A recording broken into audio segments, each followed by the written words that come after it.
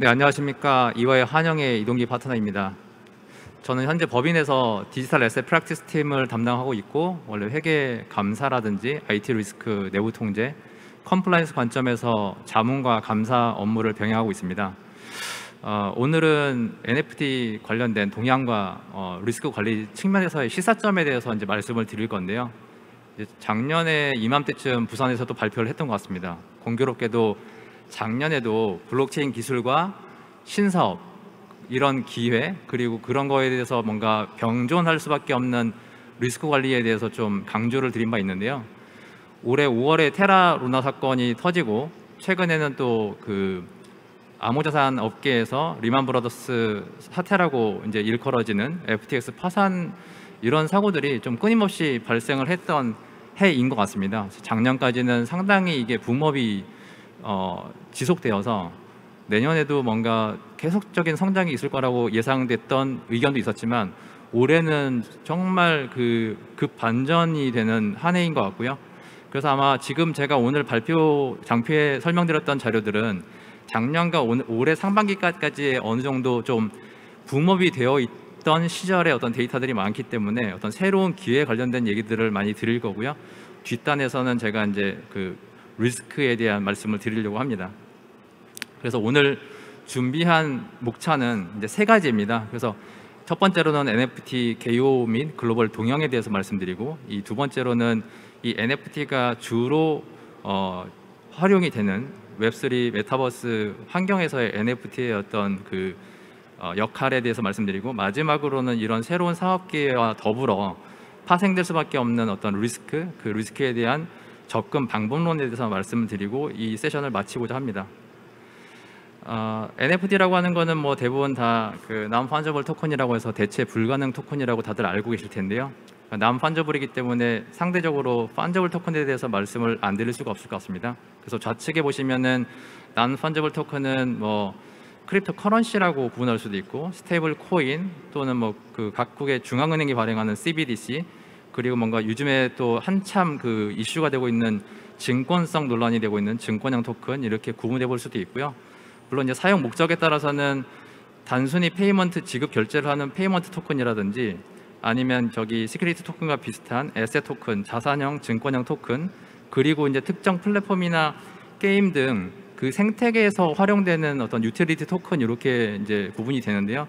지금까지 현황으로서는 아마 유틸리티 토큰이라고 많이들 이제 발행을 해서 비즈니스를 해왔는데, 최근에 뭐 미국이나 한국에서도 마찬가지로 이 증권성이 있는 토큰이라고 분류된다고 하면은 기존의 자본시장법 등에서 규제하고 있는 어떤 그런 요구사항을 다 충족을 했을 때 비즈니스를 할 수 있다, 이렇게 조금 더 이제 강한 규제가 적용될 상황입니다. 그래서 왼쪽에 보시는 게 이제 오늘 말씀드린 non-fungible 토큰인데, non-fungible 토큰 같은 경우에는 어떤 고유한 유니크니스랑 어떤 그 페이먼트 목적이 아니라 어떤 그 수집물, 컬렉터블 관점에서 하는 거기 때문에, 기존의 어떤 법에서는 현재 뭐 디지털 자산법을 발의를 해서 그 법이 이제 올해 뭐 확정이 될 거라고 예상이 되고 있고, 지금 현재 특근법에 따라서 뭔가 규제가 되고 있는 가상자산법 범위에서는 지금 빠져 있지만, 향후에 이게 만약에 fungible 토큰 형식으로 거래가 되고 비즈니스에 활용된다면 당연히 기존의 특근법에도 적용될 수 있다고 하는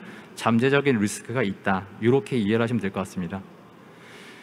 지금까지 NFT 같은 경우에는 글로벌에서 첫 번째 컬렉터블이라고 하는 어떤 수집품, 그리고 두 번째는 어떤 지속 가능한 생태계를 추구하는 가상 세계, 세 번째로는 이제 P2E라고 하는 게임, 이렇게 한 크게 세 가지 비즈니스에서 많이 활용이 됐던 것 같습니다. 그래서 첫 번째 수집품 컬렉터블 같은 경우에는 아래쪽에 보시면은 아마 뭐 NBA 탑샷이라든지 뭐 구찌 등 럭셔리, 아니면 뭐 보그라든지 어떤 엔터 관련된 쪽에서 수집품으로 많이 이제 활용이 되고 있고요. 이런 시장이 지금까지 2020년 정도에도 한 1빌리언, 한 10억 달러 정도에서 있었던 시장이 불과 분기별로 한 2배씩 성장을 해가지고 지금 현재는 거의 한 500억 불 정도의 시장 규모가 파악이 되고 있고요. 두 번째로 가상세계라고 이제 많이 들어보셨을 텐데, 뭐 로블록스라든지 디센트럴랜드라든지 제페토, 이런 데에서 뭔가 가상 토지를 뭐 투자를 하고 뭐 개발을 하고 뭐 이런 사업들이 있는데, 이거 역시도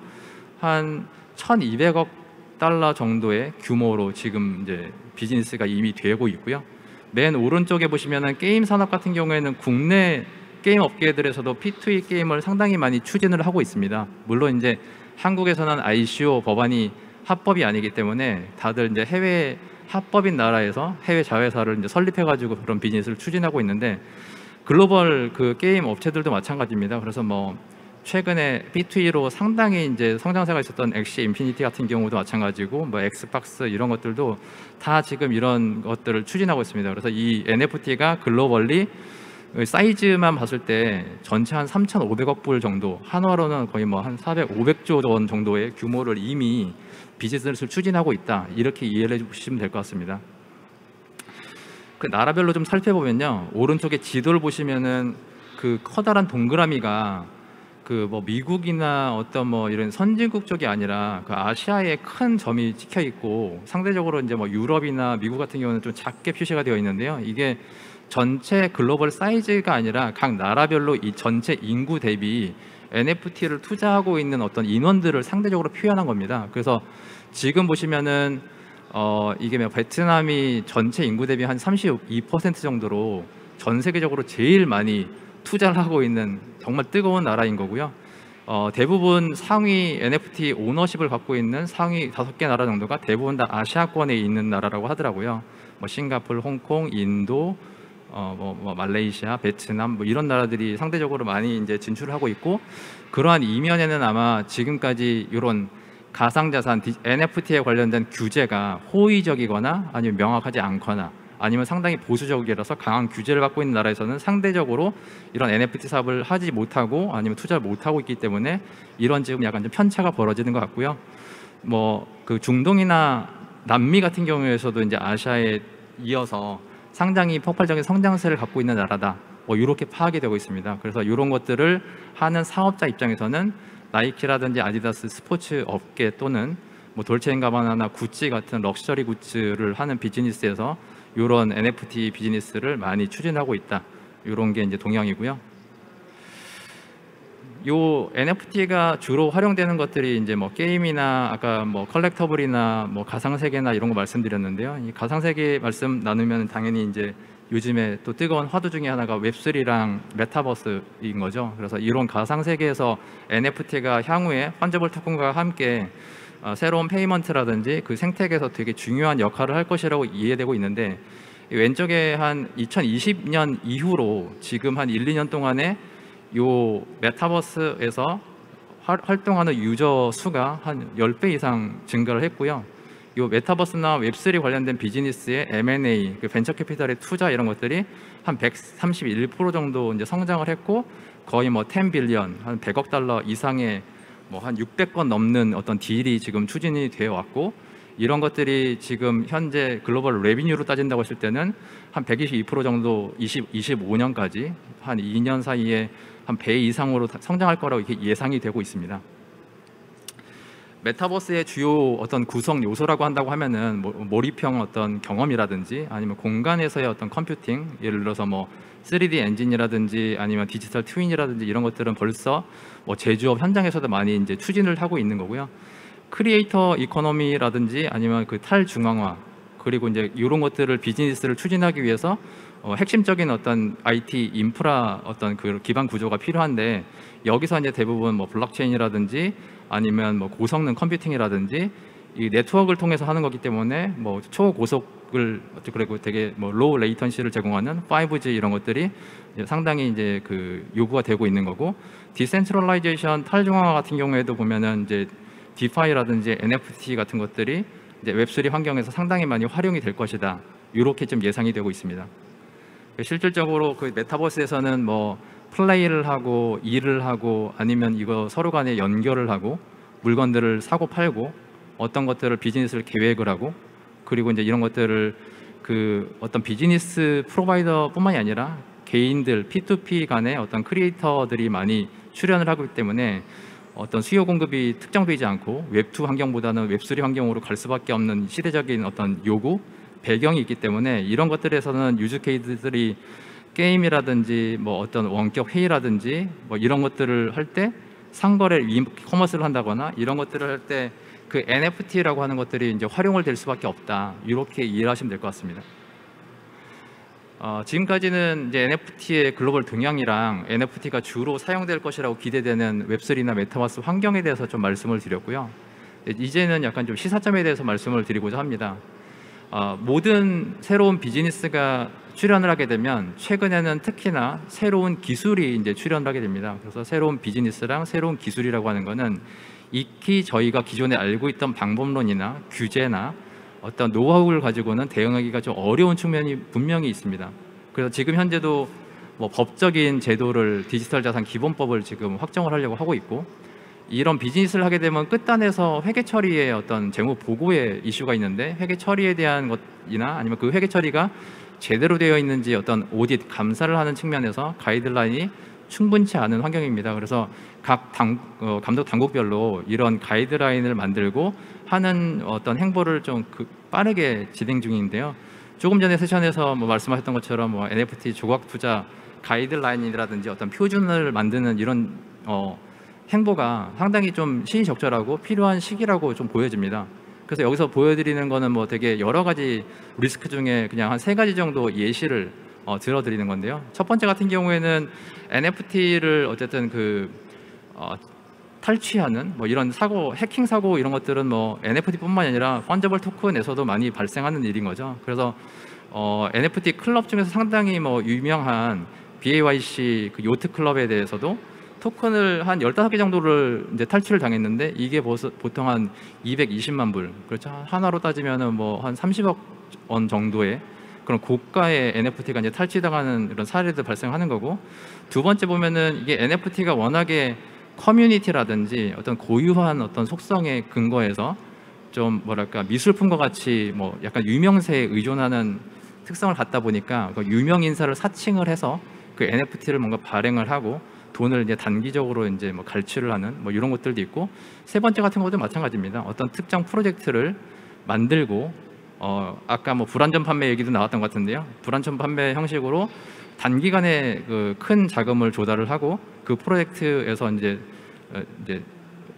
도망가는 거죠. 그래서 러그풀 사태나 이런 것들이 발생하는 거고, 예를 들어서 그 한국 드라마 중에서 오징어 게임이라고 하는 게 전 세계적으로 히트를 쳤는데, 그 스퀴드 게임이라고 하는 거를 등에 업고 스퀴드 코인이라고 하는 걸 이제 발행을 했을 때 전 세계적으로 이제 사실 그 어떻게 보면 유사 수신 행위인 거죠. 그러니까 자금이 조달됐고 그 조달된 자금을 가지고 이제 개발자나 이런 그 운영진에서는 이제 그 자취를 감추고, 그러면 이제 상당히 많은 선의의 투자자들이 이제 발생할 수밖에 없는 이런 것들이 기존에 뭔가 이렇게 제도가 먼저 선행되지 못하고 새로운 비즈니스랑 새로운 기술에 대한 어떤 투자자나 이해관계자들이 이해도가 낮은 거를 이제 뭔가 활용을 하고 악용을 하는 이런 사고들이 끊임없이 발생할 수밖에 없는 상황이다. 그래서 아마 그 다른 트랙에서도 아마 법률 쪽 세션이 상당히 많은 거로 알고 있습니다. 그래서 이런 것들에 대해서 조금 아마 표준화된 비즈니스도 되게 다양을 하고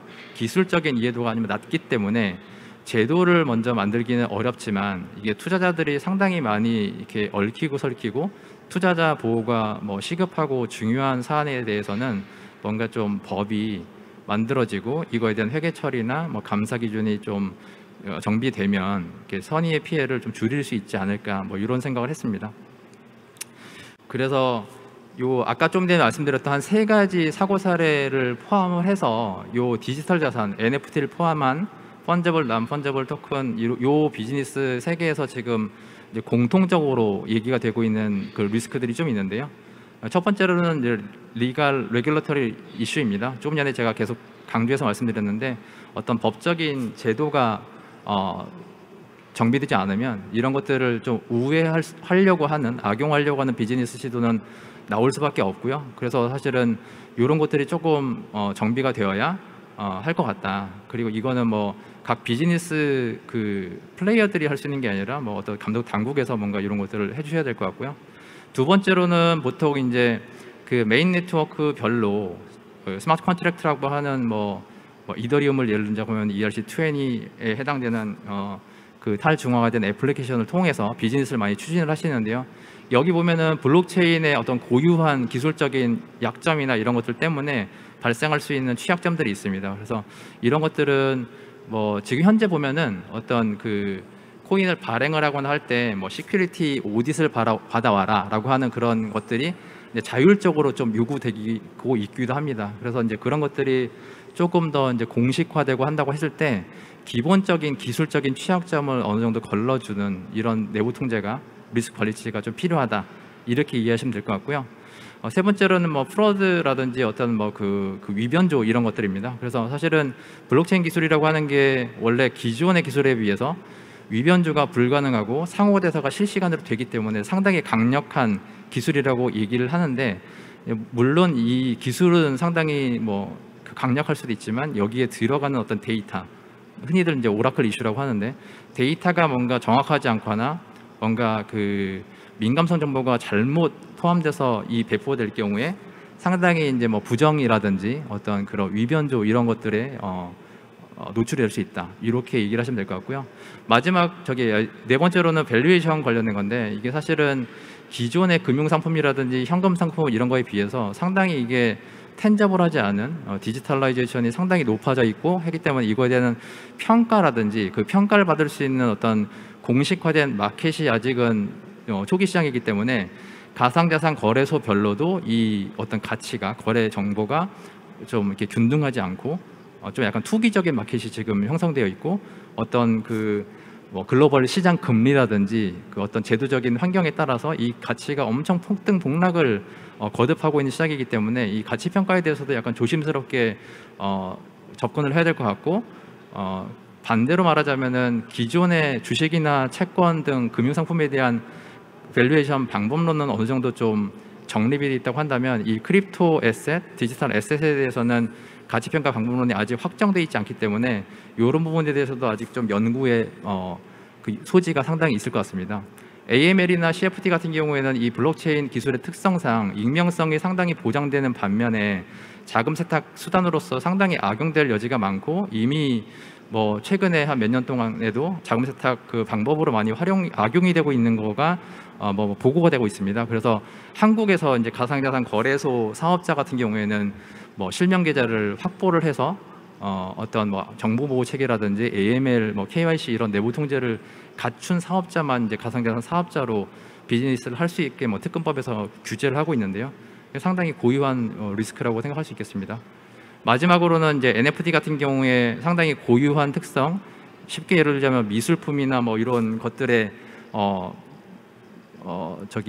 상당히 관계가 높기 때문에 그 지적 재산권에 대한 어떤 그 오남용 뭐 이런 것들에 대한 리스크도 상당히 있기 때문에, 사실 이제 정리하자면 어떤 법적인 어떤 리스크가 상당히 크고 AML이나 KYC, CFT 관련된 리스크도 상당히 크고, 또한 이제 그 블록체인 기반의 어떤 고유한 어떤 기술적인 한계점에 대한 그 비즈니스 플레이어 입장에서 선제적인 어떤 그 위험 관리 체계가 필요할 것이고, 이런 것들은 감독 당국에서도 어느 정도 인지를 하고 좀 보완을 하였으면 좋을 것 같습니다.